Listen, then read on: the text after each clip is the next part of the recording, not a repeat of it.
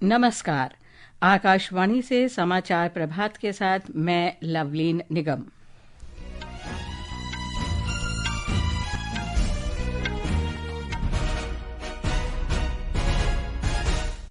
प्रधानमंत्री नरेंद्र मोदी ने देशवासियों से स्वदेशी को अपनाने और स्थानीय उत्पादों का उपयोग करने की अपील की है। मतदाता सूची तैयार करने में शामिल बूथ स्तरीय अधिकारियों और बीएलओ पर्यवेक्षकों का पारिश्रमिक बढ़ा। नीट पीजी परीक्षा आज एक ही पारी में सुबह 9 बजे से। पश्चिम बंगाल, सिक्किम, मेघालय, अरुणाचल प्रदेश में आज अत्यधिक बारिश का अनुमान। और भारत के मुरली श्रीशंकर ने कजाकिस्तान में कोसानो मेमोरियल में पुरुषों की लंबी कूद स्पर्धा का स्वर्ण पदक जीता।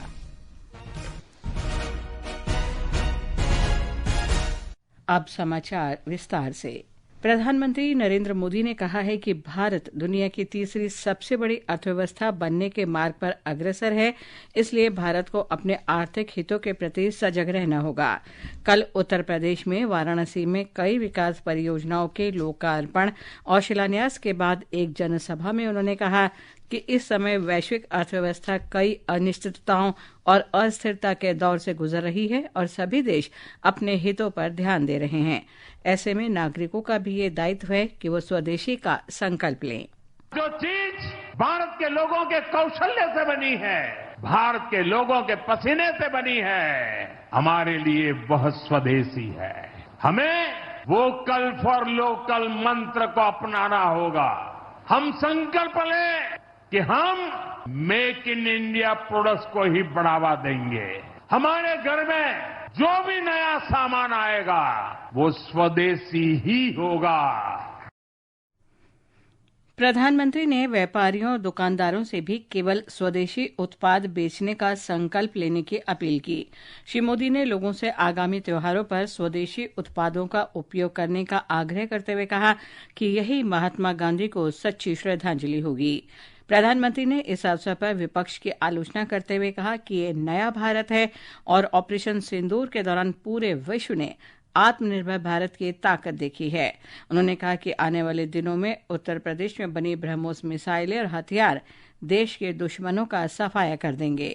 ऑपरेशन सिंदूर के दौरान भारत के स्वदेशी हथियारों की ताकत पूरी दुनिया ने देखी है। खासकर हमारी ब्रह्मोस मिसाइलें, इनकी दहशत भारत के हर दुश्मन के भीतर भर गई है। मुझे खुशी है कि वो ब्रह्मोस मिसाइलें हमारे यूपी में भी बनेगी।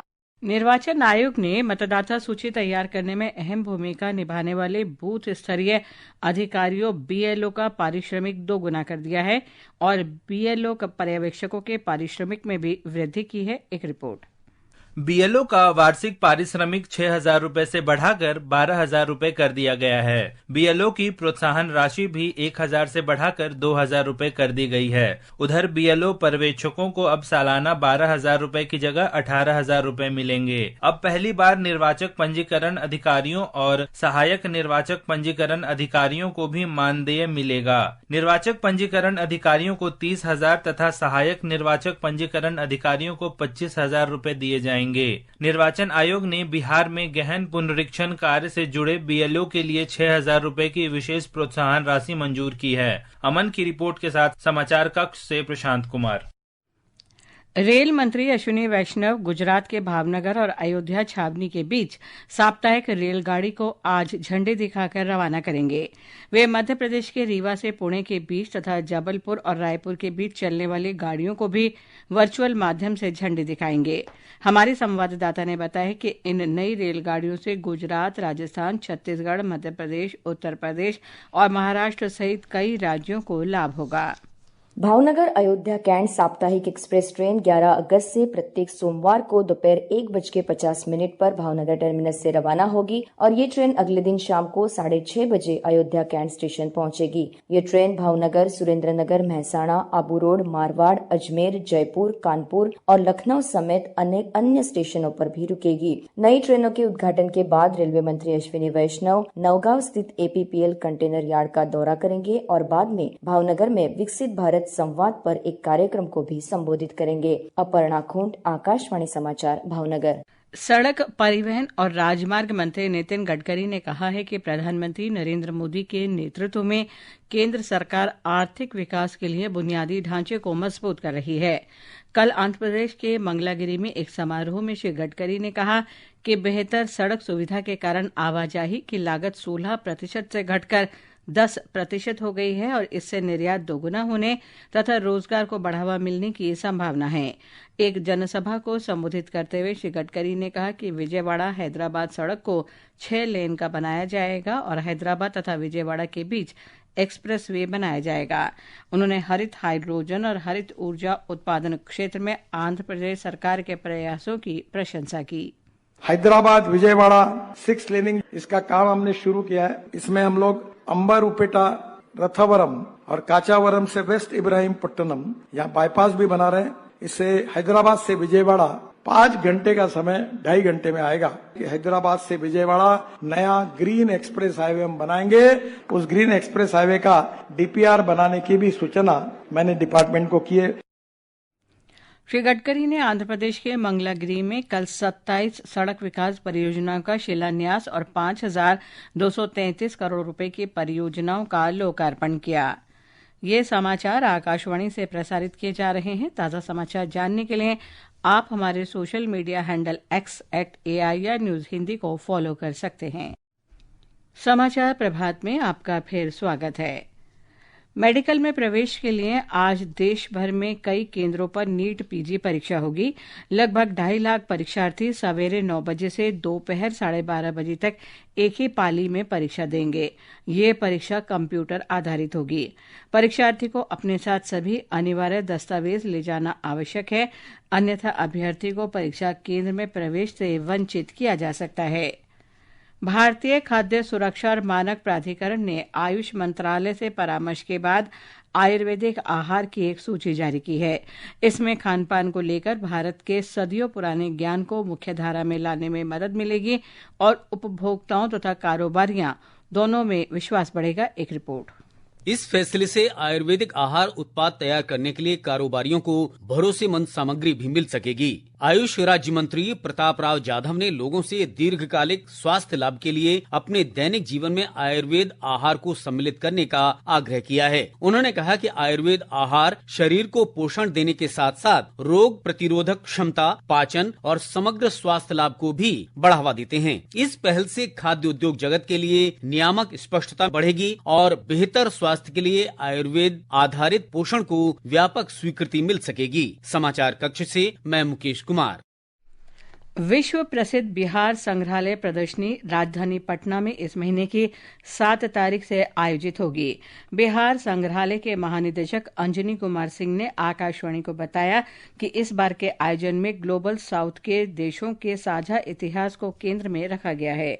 इसमें आपका 8 महादेशों से आ रहे हैं लोग। फिर भारत के जो कला संस्थाएं हैं, जैसे NGMA है, IGNCA है, इस तरह की जो संस्थाएं हैं। इसके अलावा प्राइवेट सेक्टर से मेहरानगढ़ है, जो राजस्थान के एक अच्छा संग्रहालय है। तो इन सब जगहों से एग्जीबिशन आएगा और यहाँ से विद्वान आएंगे और यहाँ के लोगों को मौका मिलेगा देश दुनिया की कलाकृतियों को देखने का। तेलंगाना के मुख्यमंत्री ए रेवंत रेड्डी ने कल प्रथम तेलंगाना खेल सम्मेलन में राज्य की खेल नीति घोषित की। इसके अंतर्गत राज्य में खेल ढांचे का विस्तार किया जाएगा। इसके लिए राज्य सरकार तेलंगाना खेल विकास कोष के प्रबंधन के लिए 14 सदस्यों वाले शासी बोर्ड का गठन करेगी। इसमें कपिल देव, अभिनव बिंद्रा, पुलेला गोपीचंद, बाईचुंग भूटिया और संजीव गोयनका जैसे नामी खिलाड़ी होंगे। दिल्ली पुलिस ने आगामी स्वतंत्रता दिवस समारोह को देखते हुए 16 अगस्त तक के लिए दिल्ली में पारंपरिक उपकरणों की उड़ान पर पाबंदी लगा दी है। दिल्ली पुलिस को सूचना मिली थी कि कुछ आपराधिक, असामाजिक तत्व और आतंकी पैराग्लाइडर, पैरामोटर, हैंग ग्लाइडर, मानव रहित हवाई वाहन, गर्म हवा के गुब्बारे जैसे उपकरण का दुरुपयोग कर सुरक्षा के लिए खतरा पैदा कर सकते हैं। अमेरिका से निर्वासित 39 बांग्लादेशी नागरिक कल ढाका पहुंचे। इनमें एक महिला भी शामिल है। बांग्लादेश के एक अधिकारी ने बताया कि अधिकांश लोगों ने मैक्सिको और दक्षिण अमेरिका के रास्ते अवैध तरीके से अमेरिका में प्रवेश किया था। अमेरिका पहुंचने पर इन लोगों ने शरण के लिए आवेदन दिया था। अमेरिकी अधिकारियों और अदालतों ने इन आवेदनों को खारिज कर दिया, जिसके बाद इन लोगों को वापस बांग्लादेश भेज दिया गया। ईरान ने अपने हवाई क्षेत्र को फिर से खोल दिया है। अपने हवाई क्षेत्र पर ईरान ने ये प्रतिबंध इस वर्ष जून में इजरायल के साथ 12 दिन के संघर्ष के दौरान लगाए थे। ईरान के नागर विमानन संगठन के अनुसार तेहरान के मेहराबाद अंतर्राष्ट्रीय हवाई अड्डे पर विमानों की आवाजाही फिर सामान्य हो गई है। मौसम विभाग ने आज अरुणाचल प्रदेश, असम, मेघालय, सिक्किम और पश्चिम बंगाल के पहाड़ी क्षेत्रों में बहुत तेज बारिश की संभावना व्यक्त की है। बिहार, पूर्वी उत्तर प्रदेश, केरल, माहे, तमिलनाडु, पुडुचेरी, कराईकल और उत्तराखंड में आज बहुत तेज बारिश हो सकती है। मध्य प्रदेश, राजस्थान, हरियाणा, चंडीगढ़, हिमाचल प्रदेश, झारखंड, लक्षद्वीप, रायलसीमा और पश्चिमी उत्तर प्रदेश में भी ऐसी ही स्थिति रहने की संभावना है। इस बीच दिल्ली में कल रात से हल्की बूंदाबांदी जारी है। विभाग ने आज भी दिल्ली में बादल छाए रहने और गरज के साथ वर्षा का अनुमान व्यक्त किया है। और अब खेल खबरों के साथ हैं हिमांशु कांडपाल।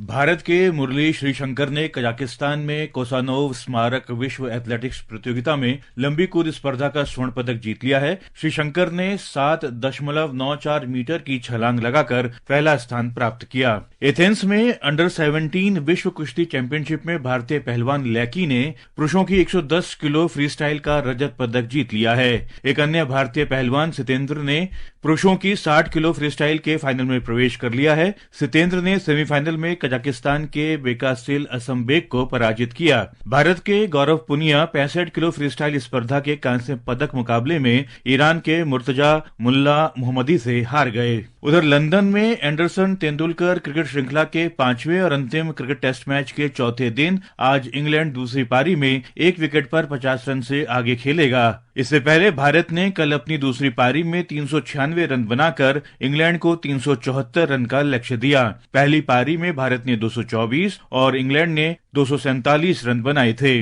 इंग्लैंड श्रृंखला में 2-1 से आगे है। ये समाचार हमारी वेबसाइट www.newsonair.gov.in और हमारे news on AIR mobile app पर भी उपलब्ध हैं। और अब आज के समाचार पत्रों की सुर्खियों के साथ हैं मुकेश कुमार बल। धन्यवाद लवलीन। प्रधानमंत्री नरेंद्र मोदी के कल वाराणसी में एक जनसभा में स्वदेशी सामान खरीदने पर जोर देने की खबरें सभी अखबारों में हैं। राजस्थान पत्रिका की पहली खबर है, श्री मोदी ने कहा, हम वही चीजें खरीदेंगे जिनमें किसी भारतीय का पसीना बहा हो। पत्र में इसे शीर्षक दिया है, प्रधानमंत्री ने दिया मेक इन इंडिया को बढ़ावा देने का मंत्र।